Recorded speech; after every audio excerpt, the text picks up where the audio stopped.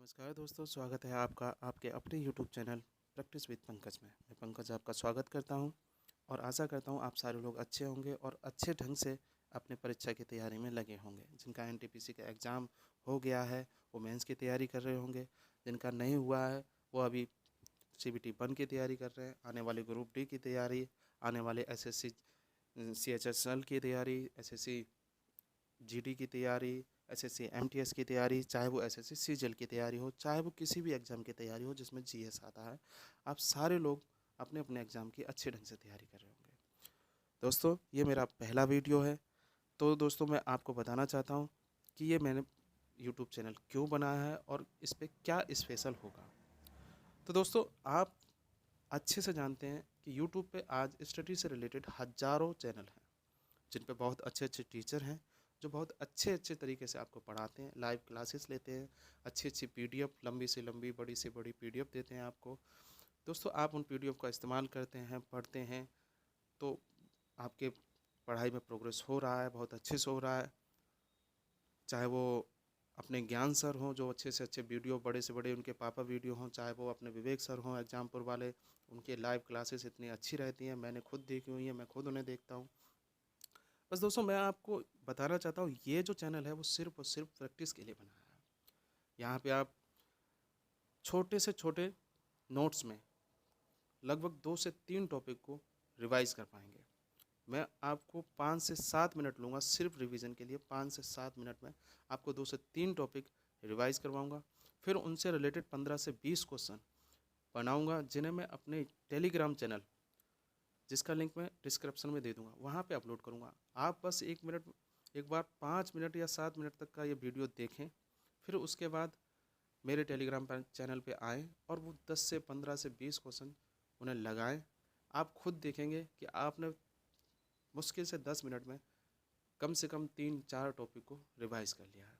तो दोस्तों, उसी हिसाब से आज मेरा पहला वीडियो है। मैंने इसमें 2 टॉपिक रखे हैं छोटे छोटे से, बस आप देखिए कैसा लगता है। दोस्तों, ये है Vasco D gamma. Vasco D gamma के बारे में आप सारे जानते होंगे।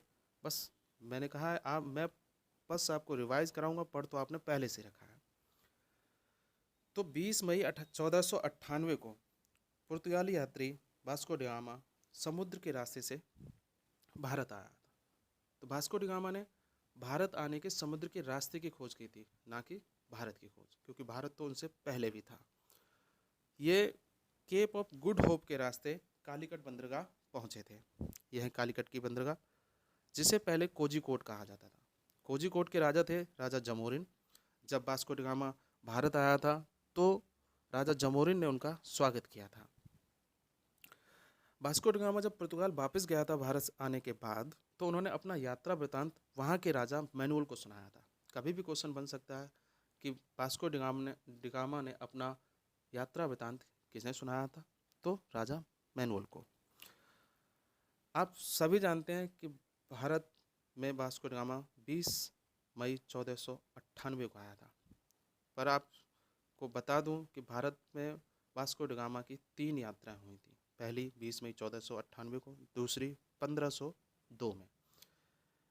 ये क्वेश्चन कभी भी आपसे पूछा जा सकता है कि भारत में वास्को डी गामा की दूसरी यात्रा कब हुई थी, तो 1502 में हुई थी। अच्छा, अब है कि भारत में जब वास्को डी गामा आया था तो किन जहाज़ों से आया था।